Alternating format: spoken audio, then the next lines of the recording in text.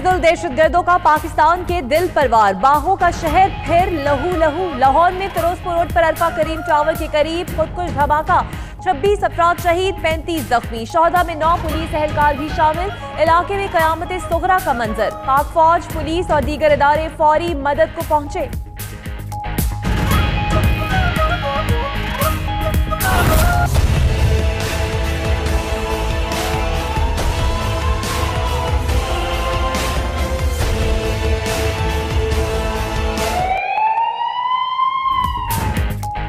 वज़ीर आला पंजाब के रिहाइश और कैंप ऑफिस धमाके की जगह से करीब ही वाक़े। धमाके से कई इमारतों और गाड़ियों को नुकसान पहुंचा। हमलावर मोटरसाइकिल पर सवार था। धमाके में 10 से 12 किलोग्राम बारूद इस्तेमाल किया गया। सदर, वज़ीर आज़म, आर्मी चीफ, वज़ीर आला पंजाब और दीगर की धमाके की शदीद मजम्मत। जानी नुकसान पर इजहार अफसोस।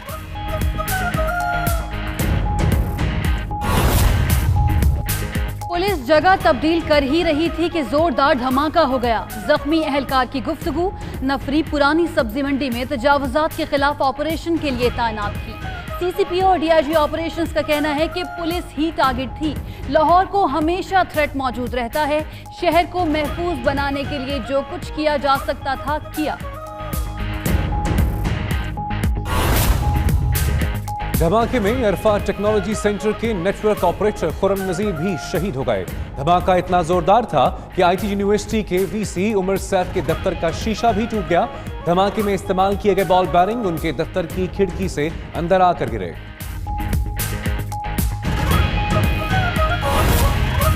लाहौर में दहशतगर्दों के दाखिले की इत्तलात के हवाले से रोजनामा 92 न्यूज ने आज ही खबर शाया की थी। इत्तला पर लॉरेंस रोड, बरकी रोड, डिफेंस और वॉल्टन समेत कई इलाकों में सर्च ऑपरेशन किया गया।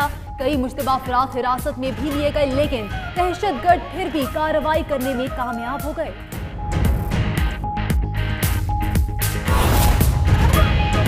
कराची में पुलिस फिर टारगेट किलर्स के निशाने पर। अबुल हसन इस्फहानी रोड पर फायरिंग से ट्रैफिक पुलिस का एक एहलकार शहीद, 2 एहलकार शदीद जख्मी हो गए। वाक़े के बाद पुलिस की भारी नफरी मौके पर पहुंच गई। उधर गुलशन इकबाल में पुलिस मोबाइल पर फायरिंग, एक एहलकार जख्मी, 2 दहशतगर्द फायरिंग के बाद फरार हो गए।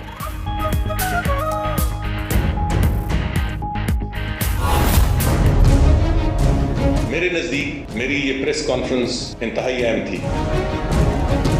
बहुत सारी चीजें मैंने आपके सामने रखनी थी। जिस इशू पे इज़हार ख्याल करना है उसे मनसूख नहीं कर रहा, मुलतवी कर रहा हूं।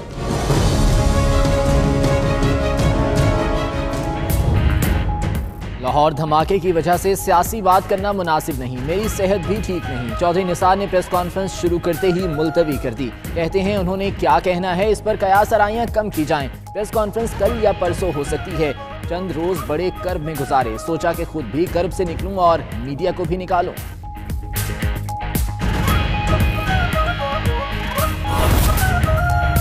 गलत रिपोर्टिंग पर तौहीन अदालत केस में जंग जीओ ने सुप्रीम कोर्ट में जवाब जमा करा दिया।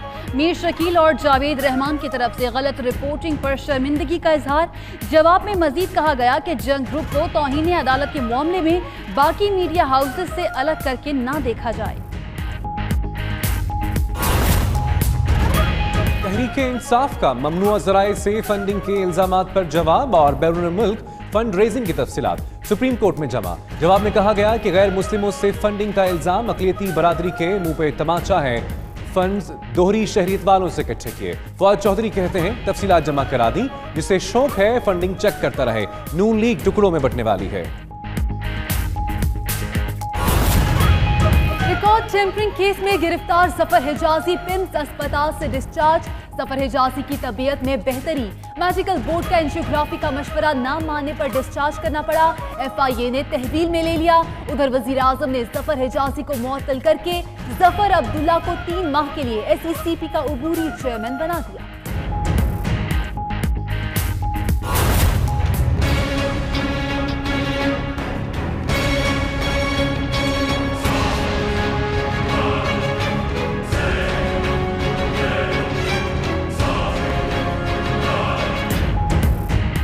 IIT ने नहायत मेहनत और जांफशानी से वज़ीर आज़म और ख़ानदान के अफराद की जालसाजियों के सबूत जमा किए। सुप्रीम कोर्ट के बेंच ने नवाज शरीफ और उनके ख़ानदान को भरपूर दिफा का मौका दिया। फैसला तो महफूज है, लेकिन ठोस सबूतों की वजह से वजीर आजम गैर महफूज महसूस कर रहे हैं।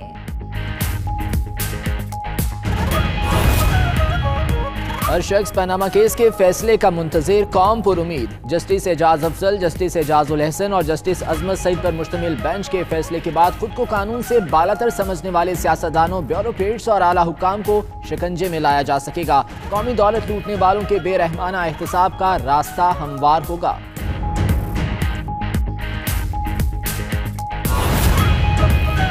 निहाल हाशमी के खिलाफ तौहीन अदालत केस की समाअत 21 अगस्त तक मुलतवी।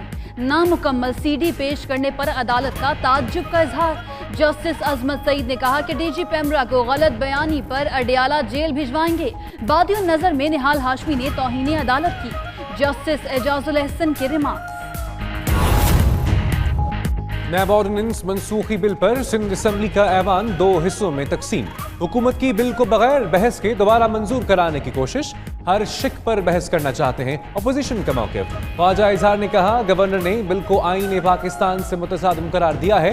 निसार खोड़ो बोले, बहस की जरूरत नहीं है, हुकूमत की अपोजिशन को मनाने की कोशिश। अफगानिस्तान में अमरीकी और इत्तेहादी फौज के कमांडर जनरल निकलसन का GHQ का दौरा। Army chief general Qamar Javed Bajwa से अहम मुलाकात। इलाकाई सलामती की सूरत हाल और सरहदी इंतजाम पर तबादला ख्याल। उधर अमरीकी chairman joint chiefs of staff general Dunford कहते हैं, पाकिस्तान की मदद के बगैर अफगानिस्तान में जंग नहीं जीत सकते।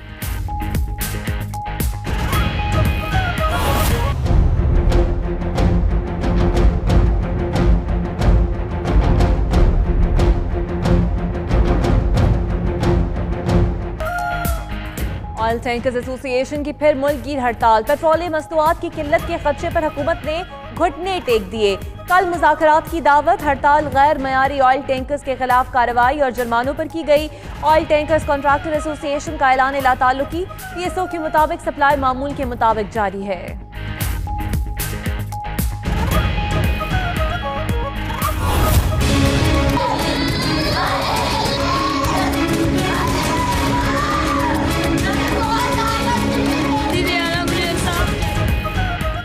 कसूर के बेकसूर बच्चे शैतानियत का शिकार। 6 माह के दौरान अगवा और ज्यादती के बाद कत्ल के 10 वाक़यात। अक्सरियत कमसिन बच्चियों की है। कातिल गिरफ्तार न होने पर वरसा सरापा एहतजाज। पुलिस के खिलाफ नारे। 4 कातिल गिरफ्तार करने, 3 को मुकाबले में मारने का दावा।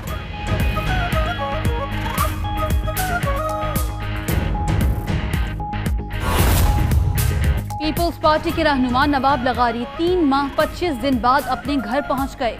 सिंध हुकूमत के साबिक मुशीर और आसिफ जरदारी के करीबी दोस्त नवाब लगारी इस्लामाबाद में अपनी रिहाइशगाह से मुबैना तौर पर अगवा हुए थे। बरहमदाग बुगची और मोदी के खिलाफ डेरा बुगची में एहतजाज। मुजाहिरीन ने बरहमदाग और मोदी के पुतले नजर आतिश किए। एहतजाज में कबायली अमायदीन और आवाम की बड़ी तादाद ने शिरकत इख्तियार की। बरहमदाग बुगची और भारतीय वजीर आजम के खिलाफ शदीद नारेबाजी।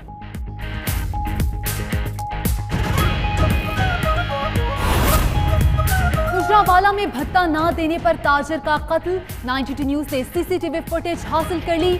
फुटेज के बावजूद कोई मुल्जिम गिरफ्तार नहीं हो सका।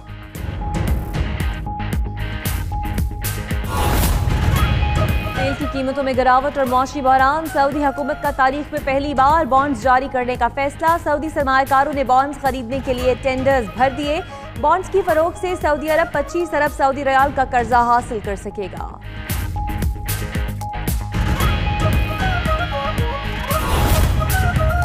मालदीव में भी सियासी बहरान। फौज ने पार्लियामेंट की इमारत पर कब्जा कर लिया। स्पीकर के मुआखजे के दौरान कार्रवाई सदर के हुक्म पर हुई। अरकान को भी इमारत में दाखिले से रोक दिया गया।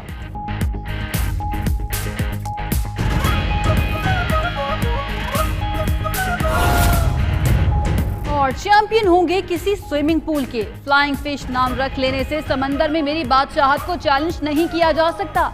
ग्रेट व्हाइट शार्क ने ओलंपिक चैंपियन माइकल फिलिप्स को तैराकी के मुकाबले में हरा दिया। 100 मीटर स्विमिंग का मुकाबला शार्क ने 2 सेकंड्स के मार्जिन से जीत लिया।